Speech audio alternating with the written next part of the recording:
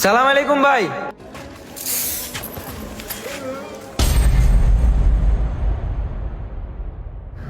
কি টিকিট কয়টায়? কয়টা টিকিট কাটছেন? নির্বাচনের আগে পন্দে আঙ্গুল দিয়া এখন জিততে গেছি গা, এবার গাট্টি গুট্টি গোল করে পলাই জিতা গা। হিসাব তো বাকি আছে, মাপ জপে সমান সমান করতে হইব না। আমার ভুল হয়ে গেছে, তোরা আমারে মাফ করে দে। মাপ চাইছে, পেটটা ভইরা লাইছে, পেটটা উঁচা উঁচা লাগে। নারায়ণগঞ্জের চাইল একটা বইরা খায়া এখন পলাই যাইতাছে। হাই হাউয়ার পোলা, তোর কোনো ক্ষমা নাই।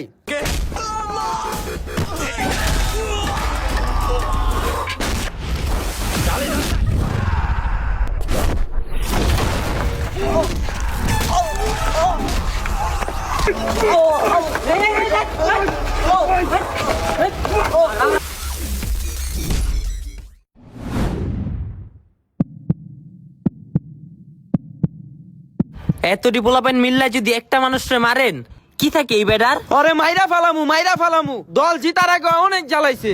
আর ইটের জবাব আমরা পাথর দিয়া নি।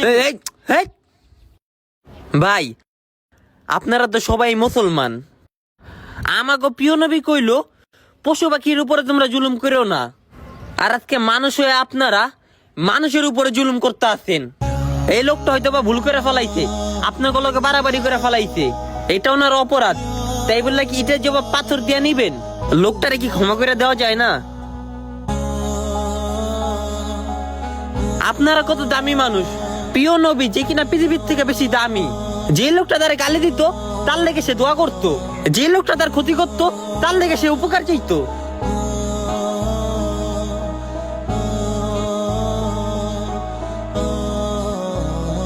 আর সেই নবীর উম্মত হয়ে আমরা সাধারণ মানুষকে মাফ করতে পারি না, মানুষকে ক্ষমা করতে পারি না।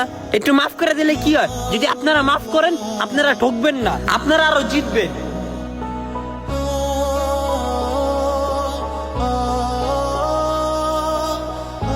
যে জিনিসের গায়েবী শক্তি আপনার নাই, কেন আপনি সেই জিনিস নিয়ে মন্তব্য করেন? ফয়সালা হে আল্লাহর তরফ থেকে, আপনি তার উপরে ধৈর্য ধরে বয়ে থাকেন, কেন আপনি শত্রু বাড়ান? হ্যাঁ কাছে মাপ চান।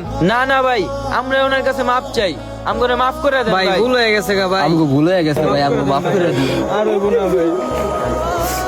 যেইখানে আমাদের নবী আমাদেরকে নসিহত করলো তোমরা পশু পাখিদের উপর জুলুম করো না, আর আজকে আমরা মানুষরা একটা কথাকে ছাড় দিই না, একটা আঘাতকে ছাড় দেই না, অলওয়েজ রেডি থাকি ইটের জবাব পাথর দিয়ে নেওয়ার জন্য।